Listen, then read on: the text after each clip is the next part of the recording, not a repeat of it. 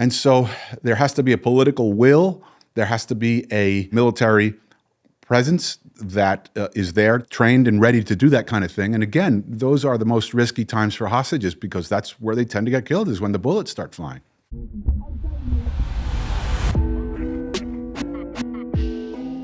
Hello and welcome to Deeper, a podcast where we have honest conversations with fascinating people who have lived unique lives and the companion piece to our YouTube series Deep. We want to give you a deeper window into the experiences and worlds of our amazing guests. So if you enjoyed today's interview, please consider subscribing. There will be a new video every week. My name is Mariana and today I'm joined by Dr. James R Alvarez. Can you please introduce yourself, tell us a little bit about you, and then we can dive into it? Well, I'm a consultant clinical forensic and occupational psychologist, but for the past 30 years or so, I've been working in what's called the Kidnap For Ransom insurance industry. I'm a hostage negotiator.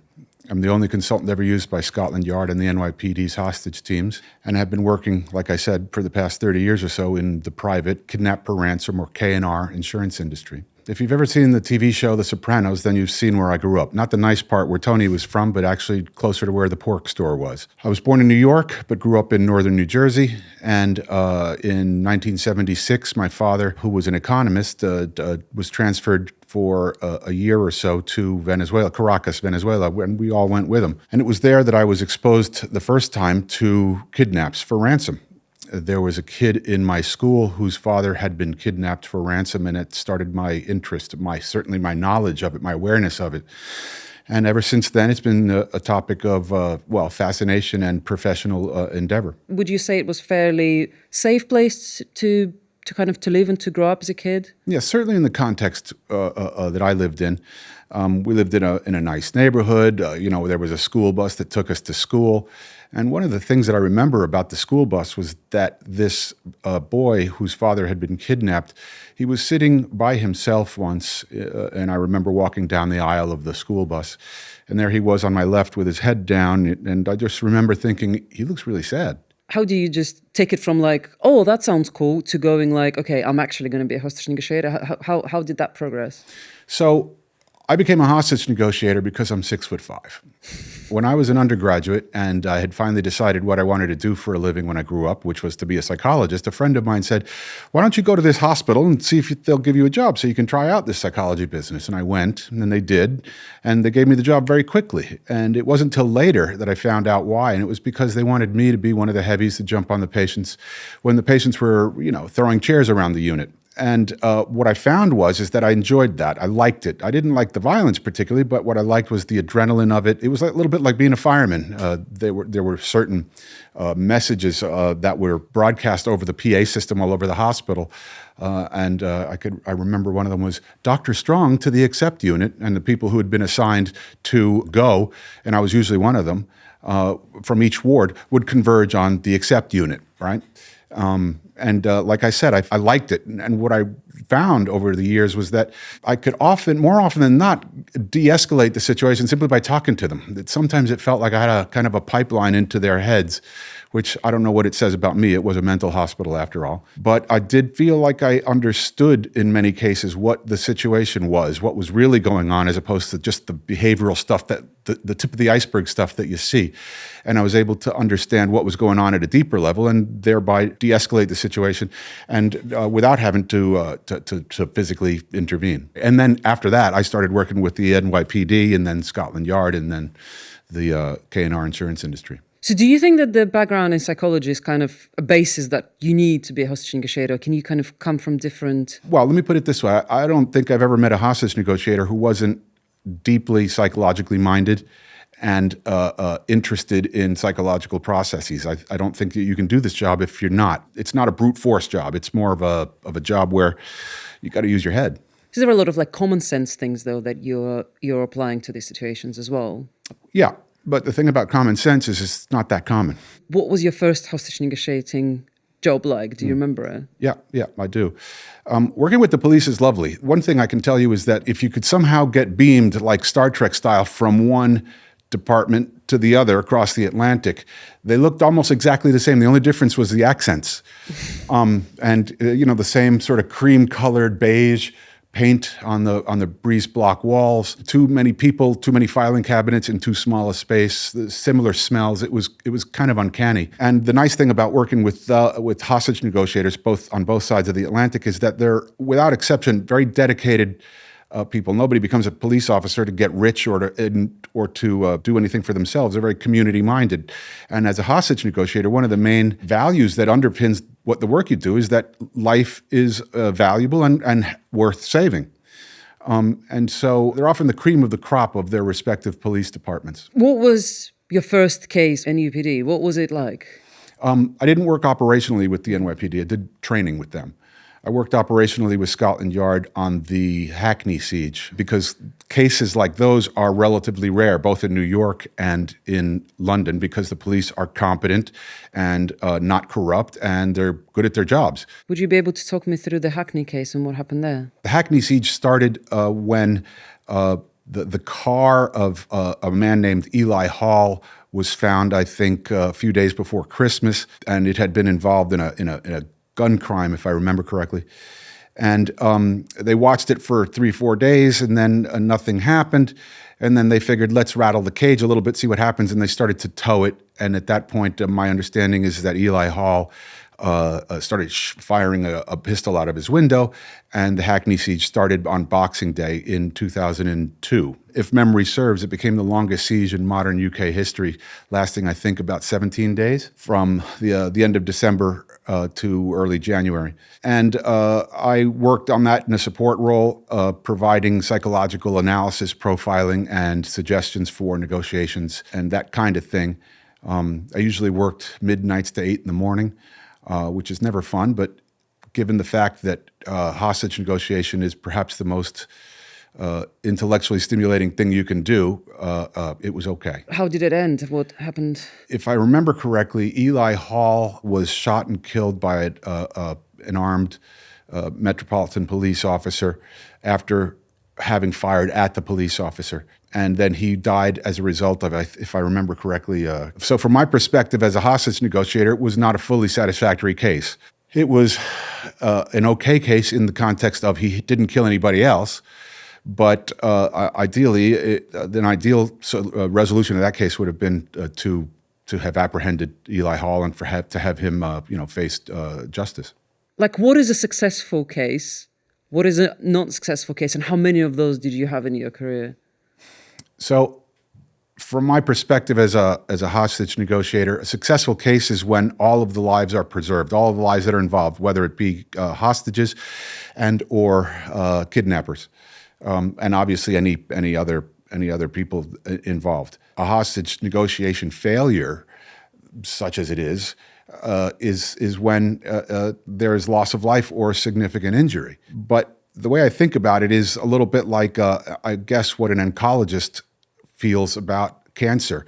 I might be able to cure the cancer. I might be able to make your life better, improve your quality of life. But at the end of the day, if you die, it's the cancer that killed you, not the doctor. When we've started, you said that you specialize in Kidnaps for Ransom. Talk us through what is Kidnap for Ransom. How does it usually go? There are various categories of kidnaps globally. You've got your kidnaps for ransom, which economic or commercial kidnaps where the person is being held or the people are being held for some kind of financial or other gain, okay?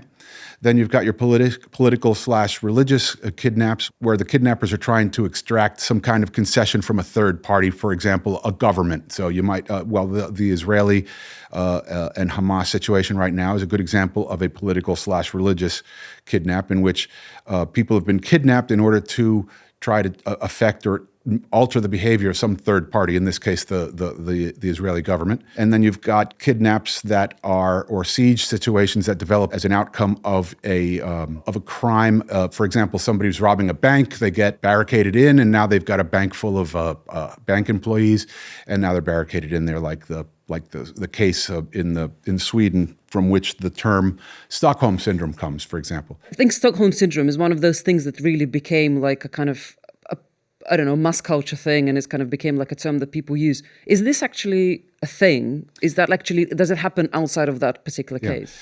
It's been my experience that the Stockholm Syndrome is an intuitively appealing idea. Another term for it is called hostage identification syndrome, in which the hostages identify with their captors. And it seems to me to be an adaptive or a way of behaving and of approaching the kidnappers that increases your likelihood of surviving. In other words, if you can't beat them, join them.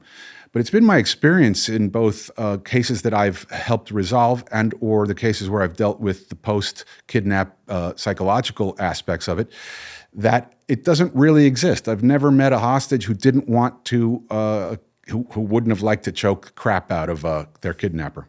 So what happened exactly in that Swedish case where the There was a case from? where a bank robber, well, he was trying to rob a bank, and then there was if I remember correctly, a romantic involvement or something approaching it with one of the hostages. But my understanding is that was the initial story.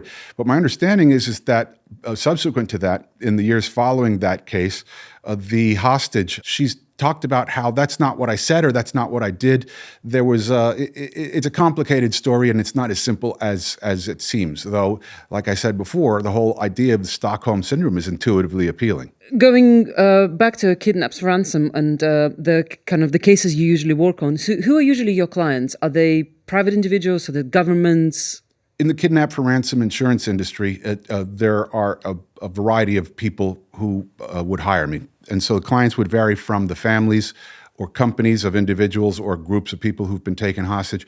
Also security companies, who have been contracted by the company or the family to provide security, and they need an asset like me to help them achieve a safe outcome. In terms of the ransom, so is it actually a good outcome if under the kidnap and ransom the money is paid? And how much money have you seen paid in kind of in one chunk in a case? People have said to me, doesn't paying ransoms in K&R cases promote kidnapping? And it doesn't seem to me to be a useful question. For the same reason that, does car insurance make you drive like a maniac? No, of course not. It helps you in the event that you have an accident. And so from my perspective, a successful outcome is where we pay for the release of the hostage and we achieve the successful and safe release of the hostage or hostages.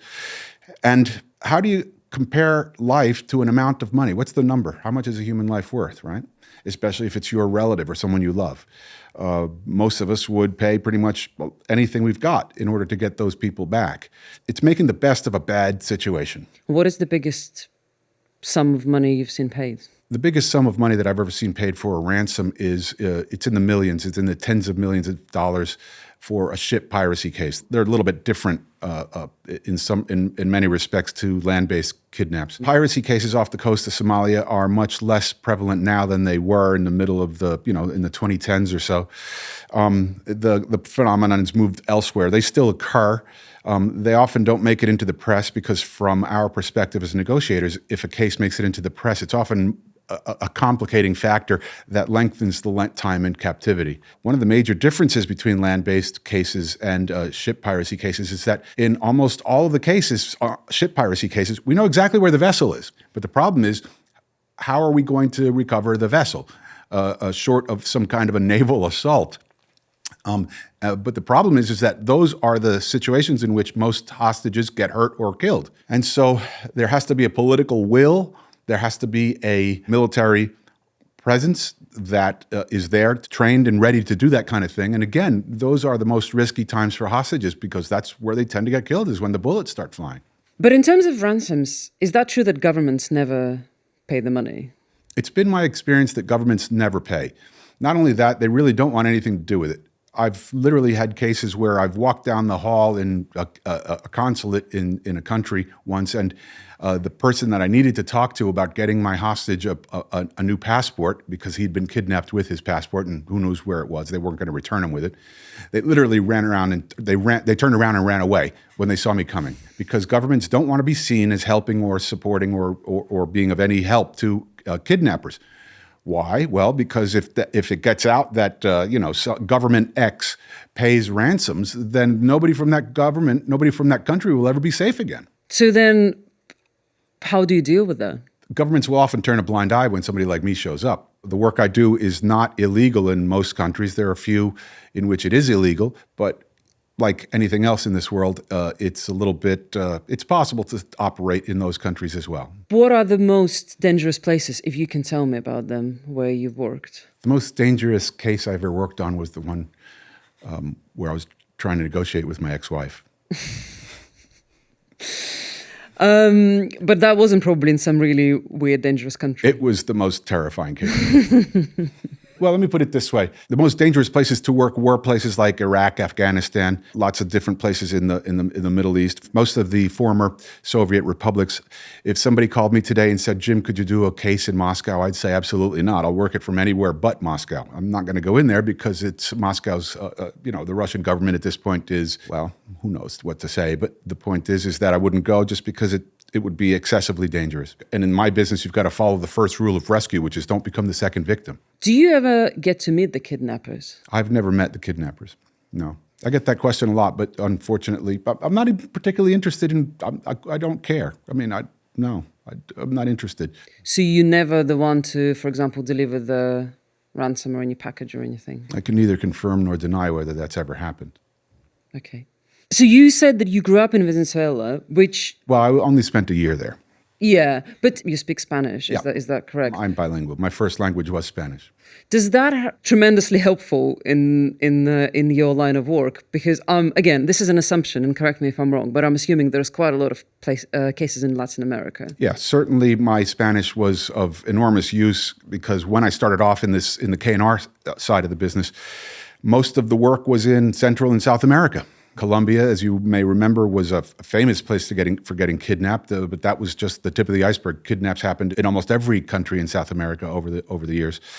But after the Second Iraq War, lots of the work moved east to the Middle East, Afghanistan, Iraq, places like that.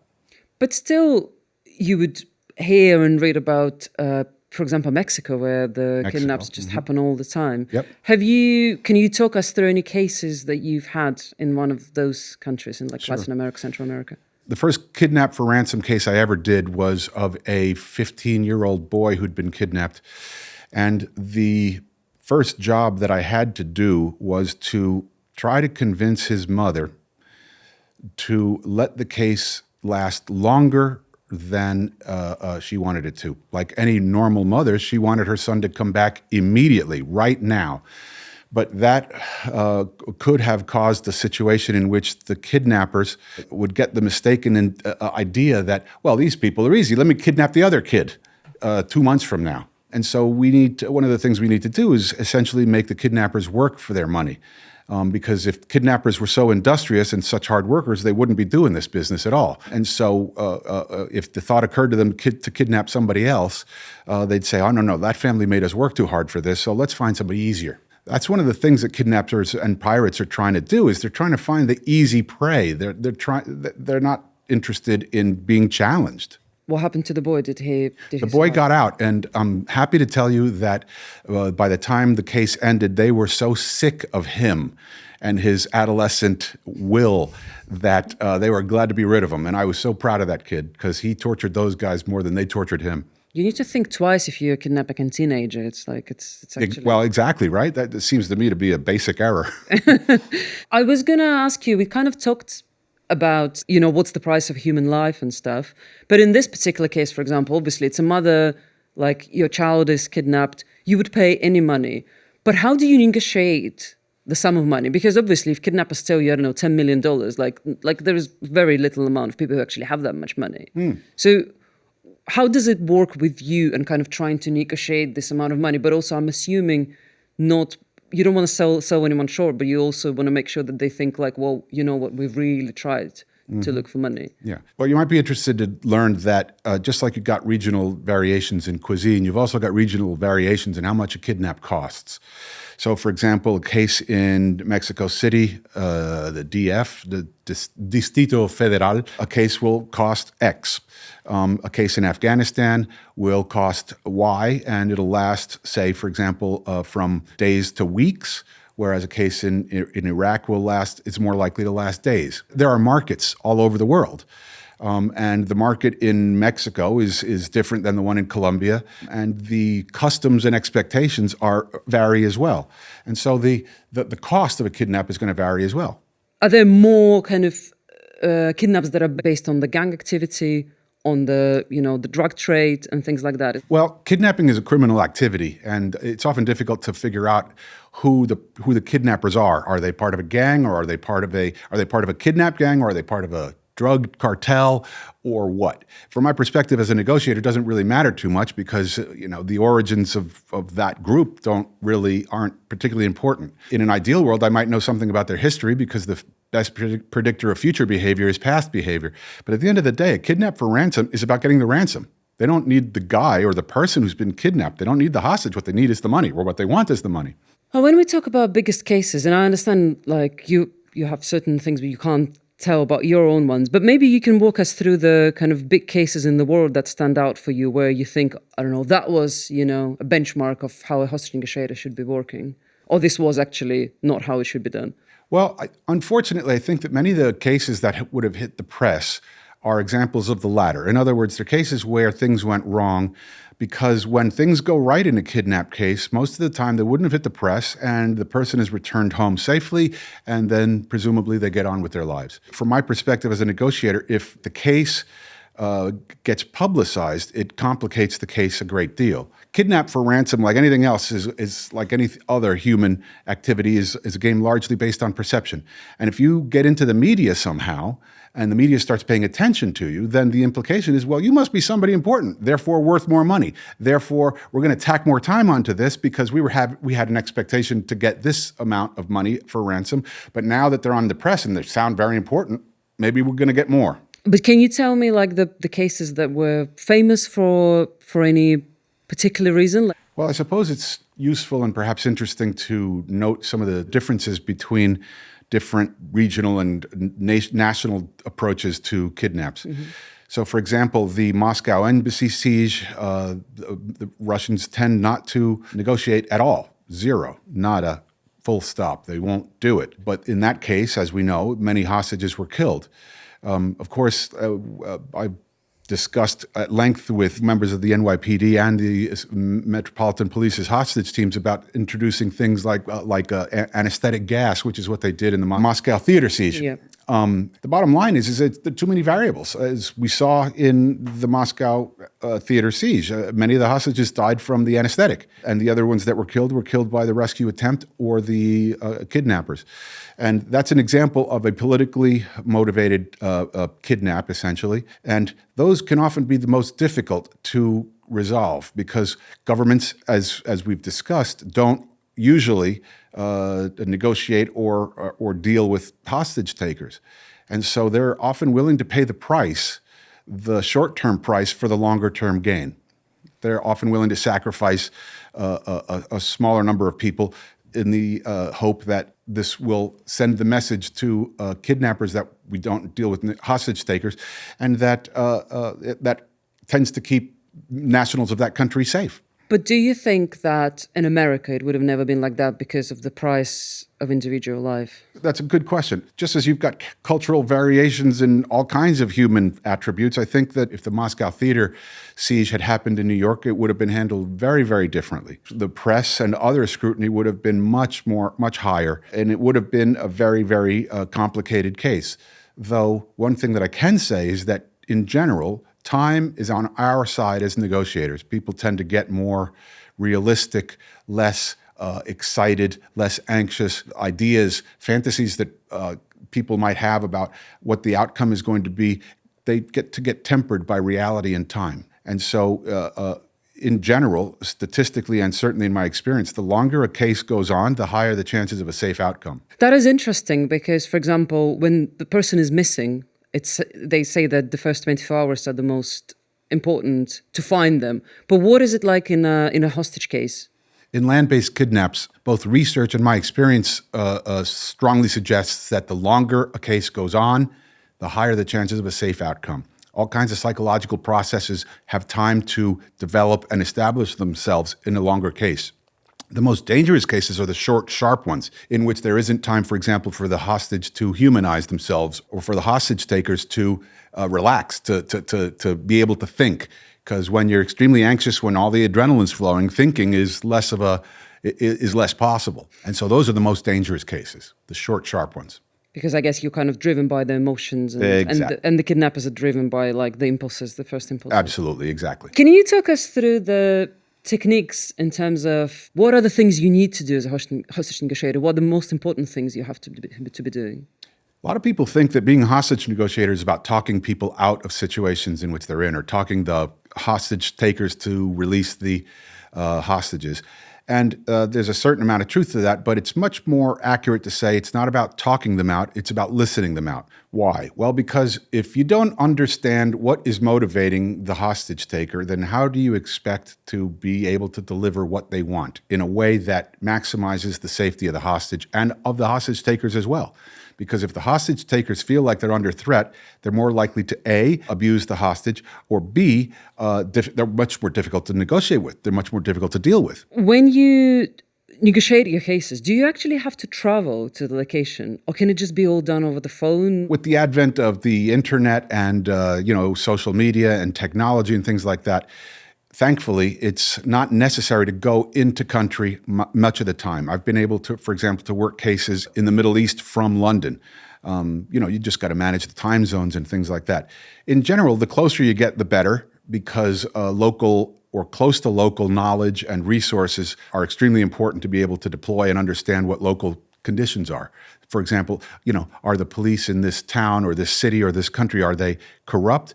Is it possible that they're part of the problem? Or, are they competent and not corrupt, et cetera? And is it important to be with the family? And do you usually use the family in the process of negotiating? Yeah. In other words, we try to use as many local resources as we possibly can. One of the functions of my work, or one of the primary things that I'm there to do, especially early on, is to figure out, is this a real kidnap, or is this a guy who's just shacked up with his girlfriend and he doesn't want anybody to find him? Which have been cases involved in that. And it's at that point, in some respects, it's more anxiety-inducing because you don't want to ruin anybody's life. And so it's a delicate line. You've got to tread the line very carefully. Do you sometimes use the family members to talk on your behalf, or would you speak by yourself with the kidnappers? Yeah, I only speak English and Spanish. And so if, for example, I'm working a case in which the language is Arabic, I'll often use family members carefully chosen to be the communicator who will actually do the speaking to the hostage takers.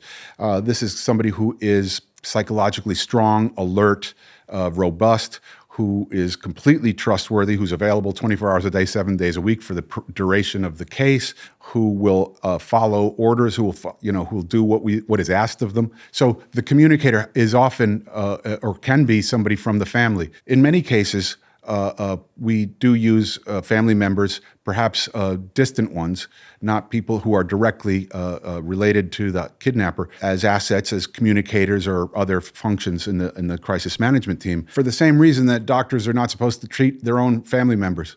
It reduces objectivity, things like that. Like, it sounds to me like you're asking quite a lot from that person. Obviously, because you said it, like if they're emotionally involved, it's just extremely hard, obviously, to manage all the stress and emotions. But is it hard to actually find someone and ask them to do that much and kind of keep them in control, I guess? Yeah, well, what will happen in lots of cases, or what I'll do in lots of cases, is if I don't speak the language myself, I will set up a means for me to confirm that the communicator is delivering the messages that we want them to. In other words, I'll have somebody on the team who speaks the language that the communicator is working in without the knowledge of the communicator. Mm-hmm. In other words, somebody might speak Arabic, but the communicator might not know. Right. And so this way, there's a sort of a double blind. That's in extreme cases where we're not sure who's who and things like that. Very often, we'll just have other people on the team who speak the language, and then I'll get reports from them after the call, for example. I want to know exactly the message that got delivered. Was it what we asked them to deliver, or did they go off script? And you actually write a script? Oh, yes, absolutely. Yeah, absolutely, for each call. Mm-hmm. And they have to follow it? These are the points that we want you to make in this call. This is how much money we have today. things like that. For example, one of the most important messages early on that we give is, we will pay, but you've got to take care of our guy. And oftentimes, if necessary, I'll ask the communicator to repeat that message up to 10 times and make sure that before you get off the call that you repeat this 10 times, because I want to make sure that they get the message. In the excitement of the phone call, especially early on, there's a lot of commotion, it's very hectic, and so I want to make sure that they absolutely get the message that we will pay, but you've got to take care of our guy. And what I'm doing there, obviously, is linking the safe outcome of the safe return of the hostage with what they want, which is money. So a lot of that is just playing into buying yourself more and more time. Time is on my side, as I said before, on land-based kidnaps.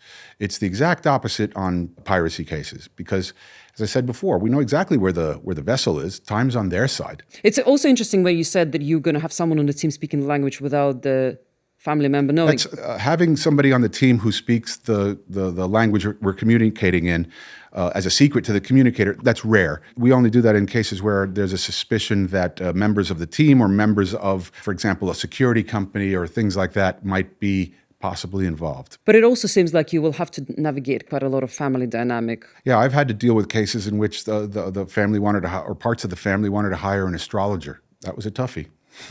To work alongside with you? Yep, to provide me with advice.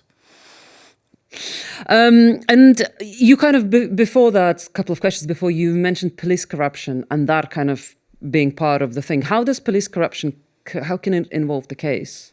Well, Mexico is a good example. The police are, for better or for worse, famously dodgy, frankly. It's hard to tell whether they are actually corrupt or are they actually competent and not corrupt. In fact, some years ago, there was a case where the specially developed and designed unit to deal with kidnaps had been infiltrated by one of the cartels, and they started being part of the problem instead of being part of the solution. And this is true in lots of countries in which you don't know who is corrupt or who's feeding information to the kidnappers. It's an information management exercise. Who knows what is the perception here, things like that. You kind of need to know all the layers, starting from the family to the kind of like what's happening in the country, what's happening politically, who are all the... Yeah, it's important to know what all the interests are. In other words, who stands to benefit? What are the, what are the levers that are moving here? What was your longest negotiating case? The longest kidnap case that I can remember off the top of my head was 5 or 6 months long, but I don't work all of it because after a few weeks you start losing your sense of humor and your perspective. And so what we try to do is rotate in about every 3 or 4 weeks with myself and other response consultants to help to manage it. Because it is a job where you're usually on call 24 hours a day, 7 days a week, because of course the kidnappers don't hold normal office hours to make for when they make calls or for when developments happen or communications happen. And so if you're kind of on for 3-4 weeks, you start getting tired. And so that's why we rotate through. Do you at some point in such a long negotiation think like it's just not going to go anywhere? How do you keep yourself going? How do you keep like the stamina of it? Well, how do I keep myself going? First of all, is that recognizing that my work has direct implications for the preservation of human life, which does tend to focus the mind, but also rotating through, managing my own energy levels and sleep and things like that is extremely important. So how do you manage the stress of it? Because it seems, especially if it's a long case, it takes a lot of emotional, physical. I personally manage the stress. I have various methods that I use, including I meditate. The nice thing about meditation is that it manages the stress, and it's not like having a couple of drinks, which means that you might be impaired in terms of getting from the hotel to the office where if you need to go at a moment's notice. And it does refresh me at all kinds of levels. Try to get as much sleep as I can. Sleep is really important, especially if you're staying in a hotel for 3 weeks at a time.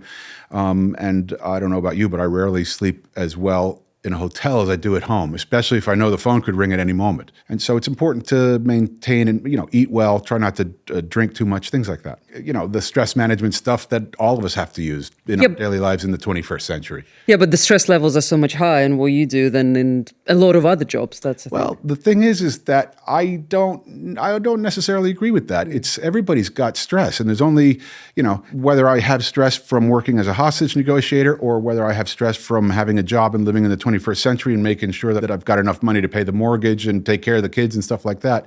Stress is stress. And like anything else, you get a little used to it, don't you? Is there anything that all the kidnappers have in common? One of the things I think that all kidnappers have in common is that they are callous people. They wouldn't do it if they were sensitive to other people's needs and feelings, would they? They're cruel. They don't have regard for other people's lives. And they are the kind of people who don't necessarily feel guilt about the pain and suffering that cause other people. They're just after the money. But also, do a lot of kidnappers get away with it? In my experience, in Kidnap for Ransom, quite often the kidnappers will get away with it because Kidnap for Ransom is a function of semi-failed states, not fully failed states, because it's too chaotic even for the kidnappers to operate, and anybody who's worth kidnapping is going to be well protected. And kidnaps for ransom don't happen in the developed world for the most part because the police are competent and corrupt, and the kidnappers stand too high a chance of getting caught. So Kidnap for Ransom tends to be something that occurs in semi-failed states, in which oftentimes the civil structures of government and of the nation are impaired or not functioning. So it has to be a context in which the kidnappers think they're not going to get caught. Or if they do get caught, it won't be such a big deal. Do you or other negotiators get any guilt if the case doesn't go as planned or goes wrong or someone is hurt? Fortunately for me, I have a 100% success rate. So I haven't had to deal with that, and I hope I never do. Do you think that the guilt comes with this kind of work or not? I do know hostage negotiators who have had cases go the wrong way for them and who do suffer from guilt. It's an occupational hazard. But don't you think it's kind of on the kidnappers, the responsibility for this more than on you? Or do you think the responsibility is still on you in this? Well, just because it's not rational, of course it's the kidnapper's fault, but what kind of a human being or negotiator would you be if you didn't second guess yourself if it went wrong? I mean, what if I did this? What if I did that? The wise negotiators, they might spend a period of time doing that kind of thing. But part of the problem with being a human being is that we're not necessarily rational all the time. It's an emotional thing. And it's often necessary to go through that kind of thing to come out the other side, to work through those feelings and then come to some resolution for yourself and then be able to move on. Otherwise, you become paralyzed. A good hostage negotiator has got to be interested in people. They've got to be somebody who is, to some degree, psychologically minded, somebody who wants to help and be of service to other people, somebody who can subsume or manage their own ego, for example, who can put their ego second or third or perhaps even last. Because kidnappers around the world, one thing they do have in common is that they'll use vile language, threats, etc. They'll insult you and your ancestors. And it's often tempting, especially if you're tired, to have to make a retort, to say something in return. Oftentimes the major work, the labor that a hostage negotiator is doing is suspending the desire, the reasonable and not surprising desire to tell the kidnappers to go to hell. Is there anything you would never do as a hostage negotiator? Unlike some movies and TV shows out there, as a hostage negotiator, I would never get involved romantically with one of the somebody close to the case. I wanted to ask you about the films and TV series that got it right or wrong. Can you talk us through that? One of the films about Kidnap for Ransom is one called Proof of Life. I think Meg Ryan and Russell Crowe were in it. That was accurate in many respects. In terms of the detail of it. It's very inaccurate in this sense of by the end of the movie, they had to bring in guns and explosions and helicopters and people shooting each other. From my perspective as a hostage negotiator, I failed if that happens. But from a visual perspective, in terms of making a movie appealing to people, you've got to have a lot of visual stuff going on. From a visual perspective, a lot of the work that I do as a hostage negotiator looks like a meeting. And I've never been to a meeting where afterwards I said, boy, that was so terrific, I wish I'd videoed it. So from a visual perspective, it's not that appealing. Inside Man is an excellent movie. It took place in New York, and I have friends and colleagues of mine who I know consulted on that. And they did quite a good job of showing some of the details of how police-type negotiations happen. It's not a kidnap for ransom case. It's a police negotiation case, and a lot of accuracy there. Plus, it's an entertaining movie. Why is it so kind of different and special? Police negotiators will rarely, if ever, make any kind of concessions, substantive concessions. Maybe they'll let food in, but they're not going to say, all right, sure, we'll get you a helicopter. What's the end goal they're trying to get to? Is it different from the ransom negotiation? Generally, in the Western world, like the NYPD and Scotland Yard's teams, their stated goal is to preserve life. They will do whatever it's necessary to preserve life. with the major exception of not provide or not deliver substantive concessions. You're not going to release a lot of political prisoners by taking people hostage in New York or London. Will kidnaps always happen, or is there a way to stop that? That's a good question. Let me answer it this way. Kidnaps are as old as human beings. There are biblical stories of kidnap that have happened. I mean, kidnaps have been happening throughout human history. And one of the reasons that they work is that kidnap relies on the fact that human beings are social animals. We live in herds and flocks. So if I do something to you, you're affecting me. Dogs don't kidnap each other. Alligators don't kidnap each other. It's humans, and it relies on the fact that we are connected to each other. Even social animals don't kidnap each other, do they? So the point is that it relies, in effect, on the fact that human beings are socially deeply connected to each other. Is there anything one can do to not get kidnapped? Yeah, don't go to some places. The best cure is prevention, isn't it? So the best way to avoid getting kidnapped is to gain some local knowledge before you go to places where kidnap might be a problem. Obviously, don't stray off the beaten path. I remember a situation once where I was with a colleague of mine in Mexico City, and we were driving around, and somehow we got turned around and ended up in a very, very dodgy neighborhood. And when we realized, we were terrified, not because we were afraid of getting kidnapped, though we were a little bit, but of the humiliation that it would have been with the rest of our colleagues if we had been kidnapped. The abuse we would have taken would have been unbelievable. For example, as a female traveler on your own, if you go on like FCO website, there will be a lot of information about, there are certain parts of the world where you should... don't flash expensive jewelry, things like that. Adhere to local norms about covering yourself or not covering yourself, things like that. Absolutely. Yeah, local knowledge is extremely important. Don't try to stick out too much because, kidnappers and muggers and things, they're attracted to what sticks out like everybody else, the thing that catches your eye. Why would you take that risk? You wouldn't. I mean, if you're thinking about it, it might be nice to flash, expensive jewelry, but you should only do that if it's necessary once you're like at the venue at which you brought the jewelry to begin with. Otherwise, why would you bring expensive jewelry to, a beach resort? It's not necessary, and it's just a risk that you don't need to have. And what do you do if you got kidnapped? What is kind of the first things you should and should not be doing? Well, one of the first things that you should do when you get kidnapped is to comply with the orders of the kidnappers. Don't fight them. Don't irritate them. Don't single yourself out for abuse or extra attention. You want to be essentially cooperative because the end game here is to survive, not to be some kind of John Wayne hero. It doesn't have to be pretty. All you have to do is survive. And the fact is that at that moment, they have the upper hand. So that's one of the major things that you should do to increase your chances of survival. One of the first things that you shouldn't do in the unfortunate case that you do get kidnapped is don't negotiate for yourself. Because if you're a hostage, if you've been kidnapped, you obviously don't have freedom of movement. It's not like you can go to the bank and get $100,000 out of the bank, can you? They're not going to expose themselves like that. And what it does is that it tends to add time to hostages' confinement if they start to negotiate for themselves, as tempting as that might be. It's important for hostages to remember that there are going to be people outside who are negotiating very hard and working very hard to secure their safe release. And you said, agree to everything, to all the orders, all of them? Do you really have to completely comply? Well, so for example, if the kidnappers tell you to put a hood on, put the hood on. Don't let them, don't give them an excuse to abuse you, because you don't know how long you're going to be in captivity. Another tip is to eat food when it's offered, because you don't know when you're going to be fed again. Drink water if it's offered. Make sure that you have some nearby.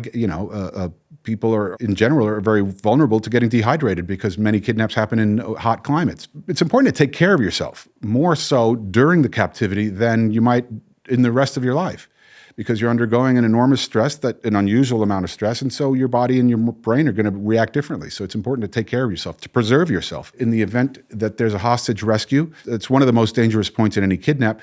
Think about where you might want to go to protect yourself. Oftentimes a good place to go is if there's a cast iron bathtub, to get in it, because the cast iron might be strong enough to protect you against gunfire. Otherwise, find another place where it's more likely that you'll be safe than being exposed. I don't know, maybe in a closet or something like that.